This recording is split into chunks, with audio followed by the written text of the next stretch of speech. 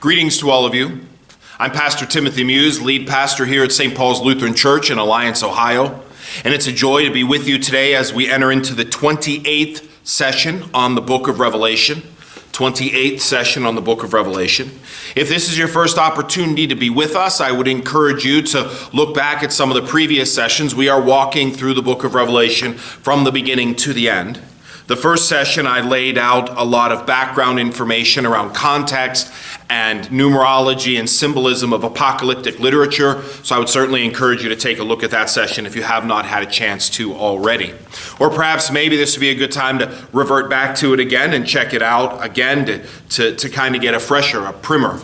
It has been a while since we walked down that road. So I would encourage you in this time to have a Bible in front of you, either printed or on your screen, however best works for you.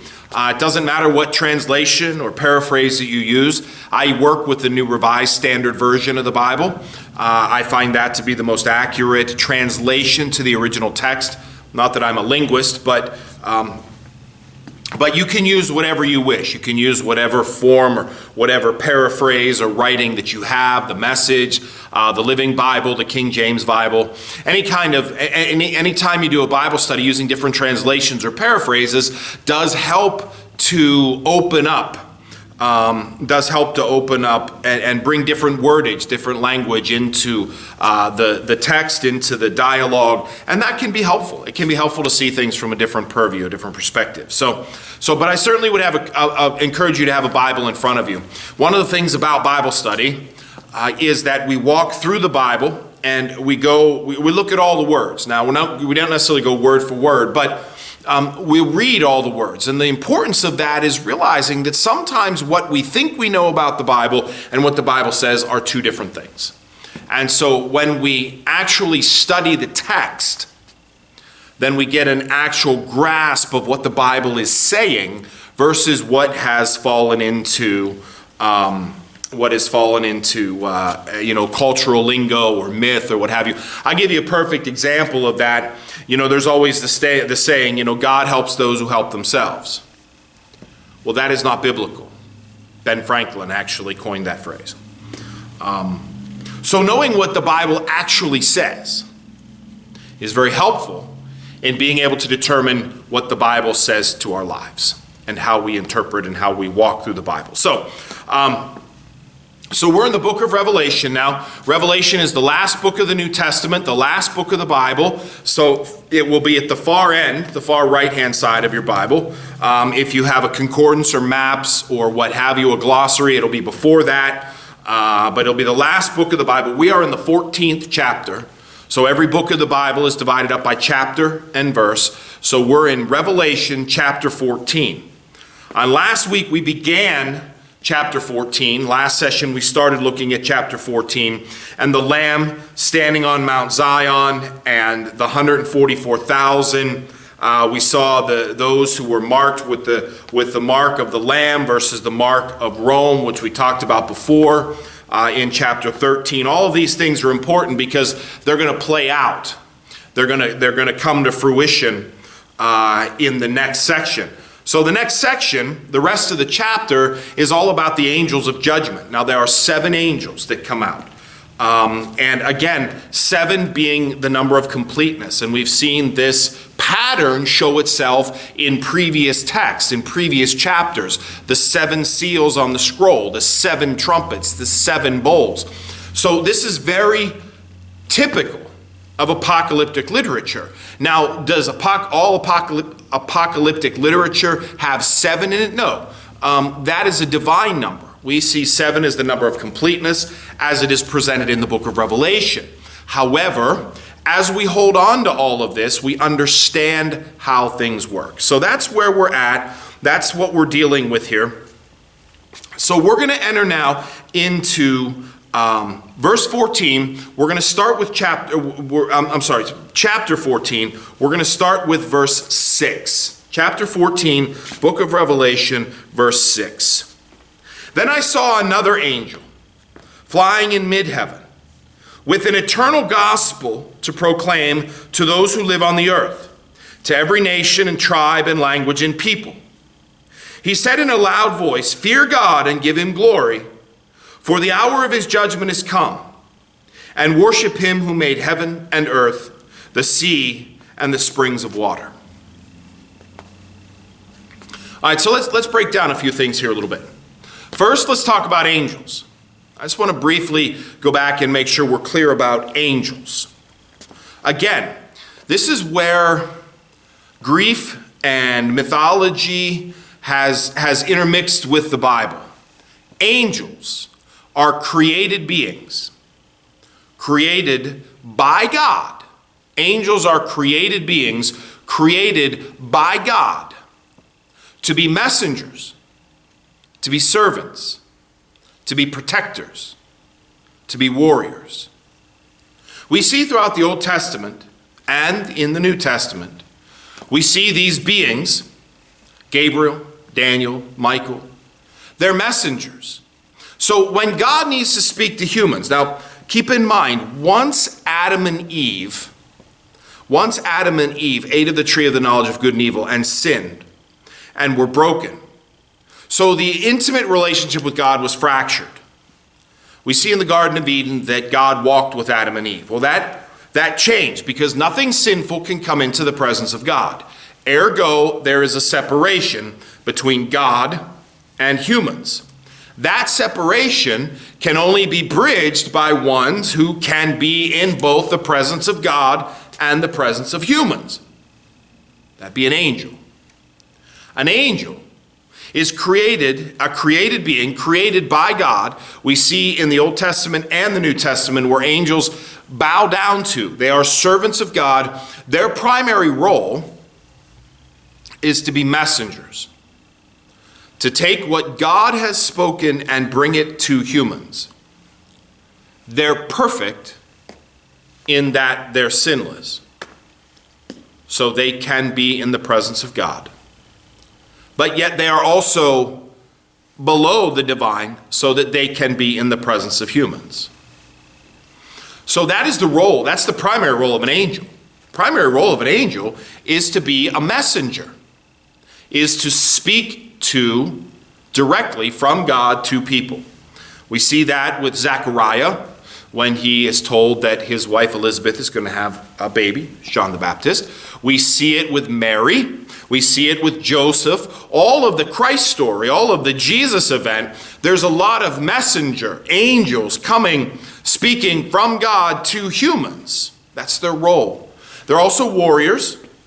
They fight on God's behalf. So the archangel Michael is a warrior angel. The myriads of angels, the portent of angels, these are created beings, created by God to serve God and to carry out God's wishes as an intersperse between God and human. Angels can rebel. There is a portion of free will in the midst of that servanthood. They are not created as, marionettes, if you will. We see Lucifer, the morning star, the angel Lucifer rebelled. We see the rebelling of angels in Enoch. So there is some capacity for that. However, why would you want to?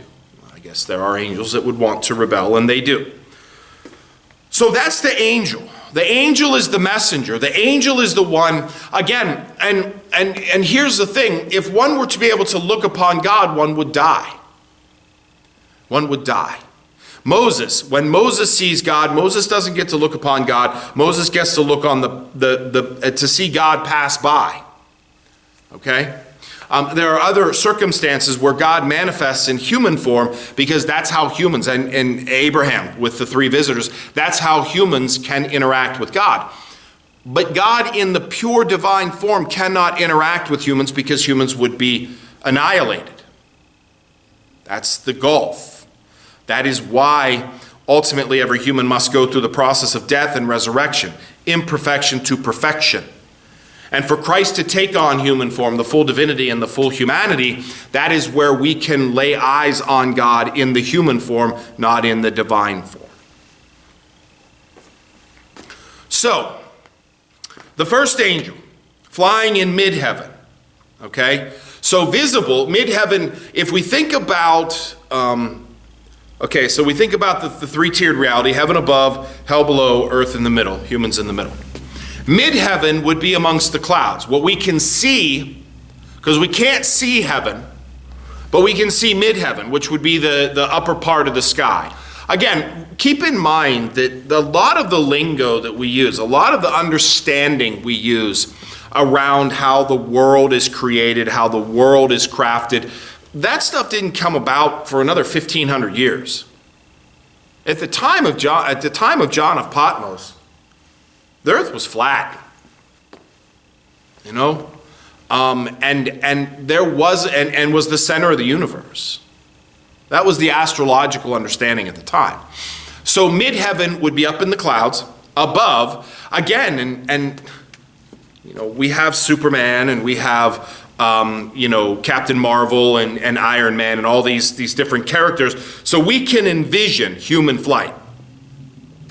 We have airplanes and hang gliders and parachutes and all that. They didn't have any of that. Da Vinci didn't come up with his first conception of the helicopter for another 1,600 years. So the idea of an angel, of a being other than a bird flying in mid-flight, in mid-heaven, is untenable. It's unheard of. And this is the notion where angels get wings. There's really nothing in the scriptures to say that angels have wings. The winged angel came into being through an amalgamation of Hellenistic mythology and angelic thought processes. There's really nothing in the Bible that talks about angels having wings or capes or even wearing white. But this is where the scriptures, again, and it's important to understand this about what the scriptures say versus what is being talked about. And I don't have a problem with the vision of angels having wings and wearing white. I don't have a problem with that at all. But the scriptures don't define an angel that way. All right, so flying in mid-heaven, the eternal gospel to proclaim to those who live on the earth. So this message of God is for everyone. Not just for the Jews, not just for the Christians. This is for everyone, including the Romans, including the Roman emperor, including those who follow the beast. This is everybody. Because God reigns over the entire earth. So God reigns over everybody. Whether people want to believe and follow or not doesn't matter. That's like gravity. Whether you want to believe in gravity or not, it doesn't matter. You jump off a building and gravity works.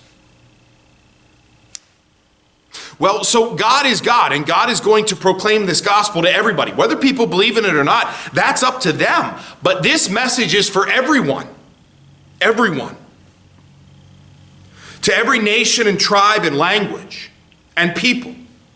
So there is no nation, tribe, language, or people that doesn't have access or hear the gospel of Jesus Christ. The gospel of eternity. The death and resurrection. That's what we're talking about here. We're talking about the gospel of Jesus. The gospel that you and I, my friends, are called to proclaim. He said in a loud voice, "Fear God and give him glory, for the hour of his judgment is come. And worship him who made heaven and earth, the sea, and the springs of water." So the angel is proclaiming that the time of judgment is at hand. The time when the earth will be judged. This is the final judgment. This is when God comes in and identifies and judges everything. This is final judgment. The time of final judgment has come. Fear God and give him glory. Now, here's a piece, a word, the word fear. For many, and again, and this is where our language really fails us. Because when we think about fear, we think about afraid. When we think about fear, we think about, climbing a ladder, being afraid of heights. We think about being afraid of someone, being, balled up and closed in fear. And that is, I think for some, there is going to be that understanding of God. But when we talk about fearing God, we don't talk about just, oh my God, you're so much bigger and you're going to beat me up. The word fear, biblically, is really more in line with in awe of. Having a deep and passionate understanding of God's power and authority over us. So it's not about fear from a terror, I'm scared point of view.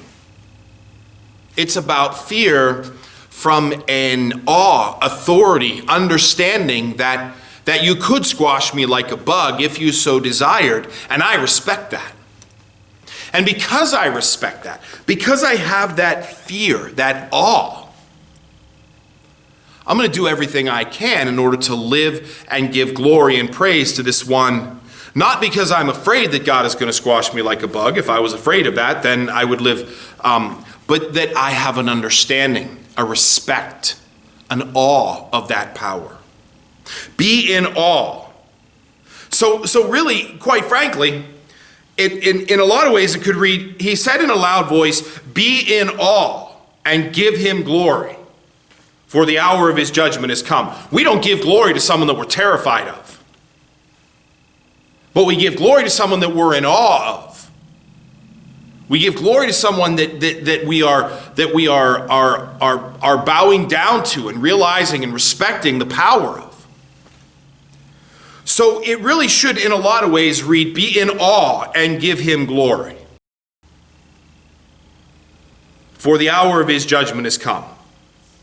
And look, really, quite frankly, if we live a life that leans into God, then the hour of his judgment is not of concern for us, because we know that God's grace resides. And if we have thumbed our nose at God and don't care about God, then we really don't care about his judgment, because it doesn't really matter until you get to the judgment. Okay. And again, and hear what he says. Now, fear God, be in awe of God, and give him glory, for the hour of his judgment has come, and worship him who made heaven and earth, the sea and the springs of water.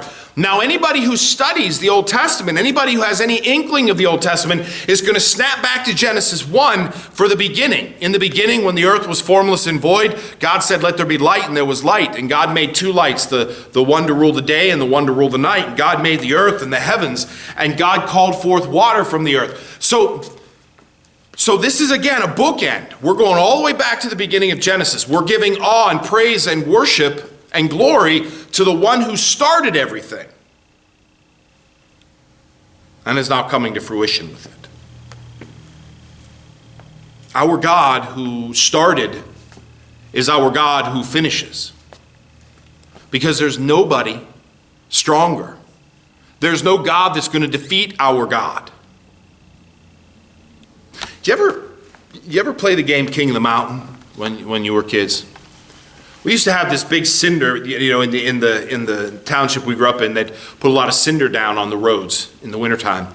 And there was this big hill, this big mound of cinder, to which then the township would come and scoop big buckets out, put it in the trucks. Well, we would play King of the Mountain on this cinder hill. And my mother loved when we played on Coal Mountain, we would call it. This wasn't coal, it was cinder, because we'd be covered in this cinder dust. Anyway. But King of the Mountain, the idea is someone's on top, they're it, and then everybody tries to tear the King of the Mountain down, okay? To be the next King of the Mountain. And the goal is to stay on top of the mountain as long as you can.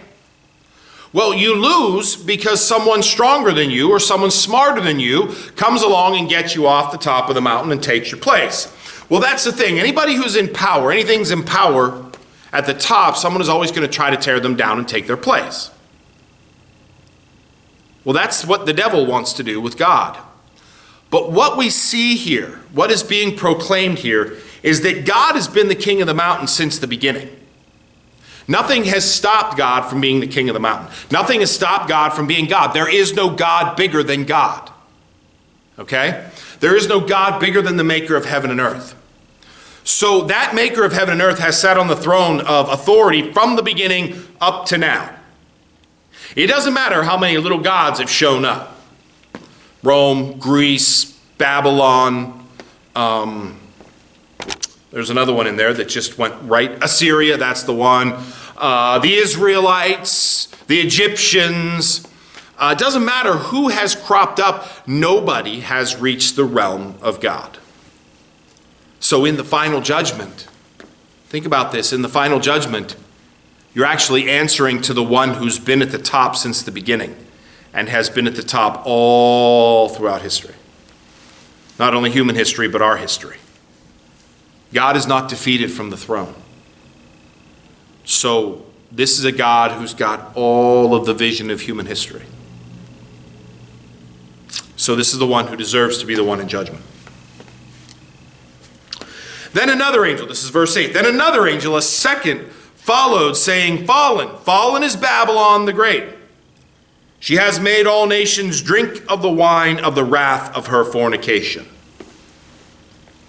Well, I think in the New Testament we can probably figure out pretty quickly that Babylon is Rome. That Babylon is Rome. Babylon being the ancient city under Nebuchadnezzar that rose up and brought Israel into captivity. In the Israelite history, Babylon is the greatest warrior nation. The greatest anti-power nation. And so equating Babylon to Rome, it's not a big stretch to see where John is going with this. That ancient evil, that ancient oppressor. And really, Babylon was the start of Rome's oppression. Babylon, the Babylonians came in, took over Babylonian captivity.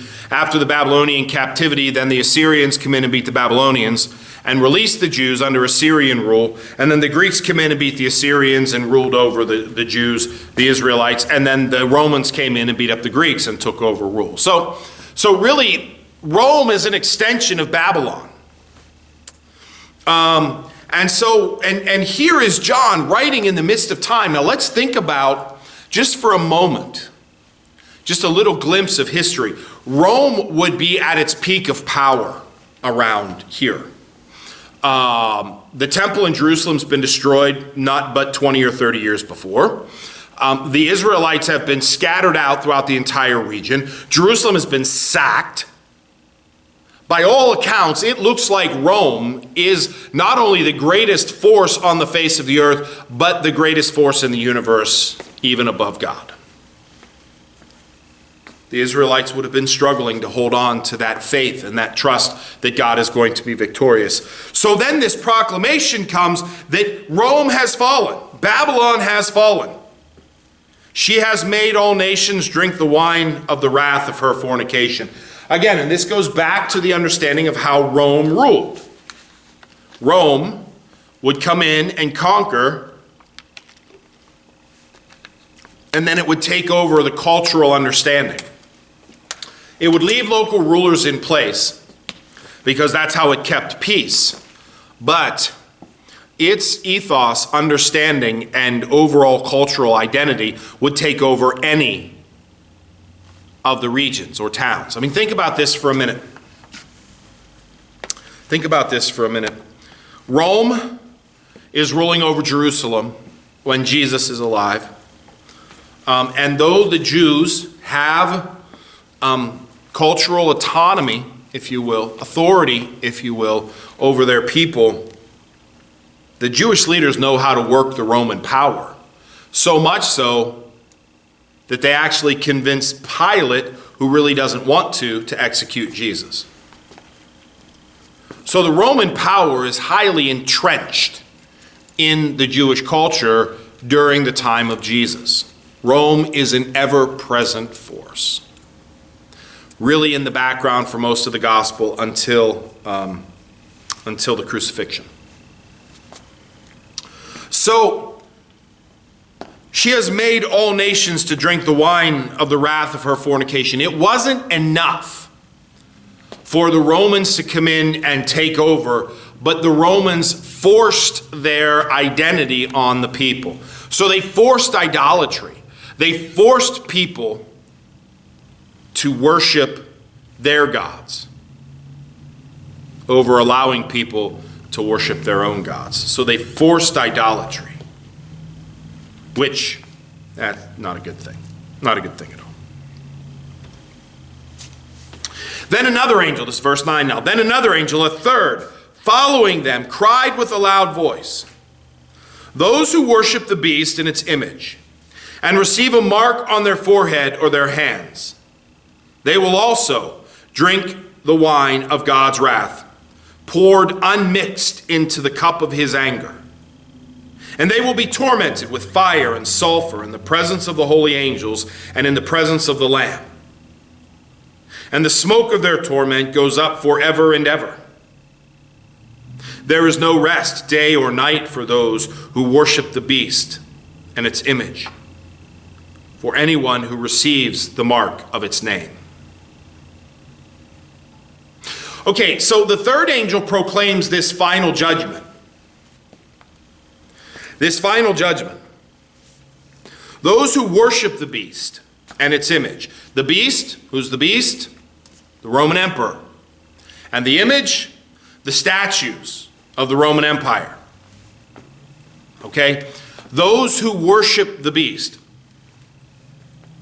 Now, I think we need to make something very clear here. Worshiping the beast is bowing down to the beast and denying God. Which, and before anybody thinks, oh, well, there's kind of ignorance. No. I mean, the 10 Commandments are there. I am the Lord your God. You shall have no other God before me. So those to whom John is writing would know who they're supposed to worship. And that would be God. Yahweh, the maker of heaven and earth. But those who have bowed down to the beast, those who have elevated the beast, the Roman emperor, as the Son of God, as God, those who have elevated this human and have received the mark, either on the forehead or the wrist. Remember, I told you about this, so that they could deal in the marketplace and be Roman citizens. Being a Roman citizen is denying God. It's denying God. So they will also drink the wine of God's wrath. And it's going to be intense. So God isn't just going to overlook. God isn't just going to hold the beast, Babylon, the Roman emperor accountable. God is going to hold everybody accountable. Big thing here. You do not get to claim that you were just following the rules, following the directions. That's not how it works. All of us are held accountable for our own actions, which means that we each individually must be very clear about what our actions are. And I think this is one of the big things that the church in general has failed its members at for so long. What does it mean to live an authentic Christian life? What does it mean to completely follow God? To know the scriptures, to bow down in prayer? Because, if someone isn't following God, even if they're following a teacher that isn't following God, God's not going to be like, oh, well, you followed that guy over there, so okay, it's all right. It was wrong, but it's all right. No. Every individual is held accountable for their own being and actions and understandings and the life that they live in the eyes of the divine. We are all individually held accountable for who we are, what we do, what we say, what we don't do. All of us. We don't get to play the somebody else told me to do it game. That's what it means here. If you're a Roman citizen, you don't get an escape. And the intensity of it. So what is John saying? They will also drink the wine of God's wrath, poured unmixed into the cup of his anger. Unmixed. And here's a little bit about winemaking. When wine is made, it's very strong. It has to be mixed with water in order to be palatable. It's almost like whiskey in a lot of regions, in a lot of ways. It's very dense and very deep and very strong. And so in order for wine to be palatable, it must be mixed. So there will be no relenting in God's wrath. God's wrath will be the full intensity of it. There will be no one holding God back. When God's wrath comes forward, it is going to be full onslaught, complete 100%. And they will be tormented with fire and sulfur in the presence of the holy angels and in the presence of the Lamb. So we're not talking about just, okay, God's wrath comes along and they're going to be squashed out of existence. No, they're going to be tormented. This is the price. This is the price for knowing who God is and turning away from that. This is the price of bowing down to the Roman emperor. If we go back to, again, to the Ten Commandments, God says, I'm a jealous God, and I punish to the third and fourth generation of those who deny me. So this torment is intense. It's fire and sulfur. It's burning, it's peeling, it's destructive, it's painful, and it's unrelenting. And the smoke of their torment goes up forever. There is no rest day or night for those who worship the beast and its image and anyone who receives the mark of its name.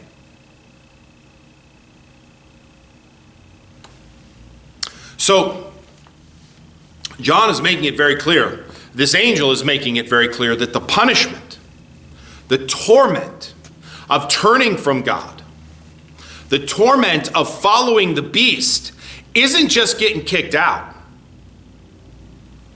No, that's not enough. It's about getting punished forever. All right, my friends, we're going to stop here. We're going to stop here. Again, as always, my info is on the end of this session. If you have any questions or would like to reach out to me or contact me, please feel free to do so. It's awesome. We will see you next time. Thanks for coming out. Thanks for being part of this. It's a joy to be part of this session, and we will continue on in the best that we can for all that we do. God bless you. You have a great day.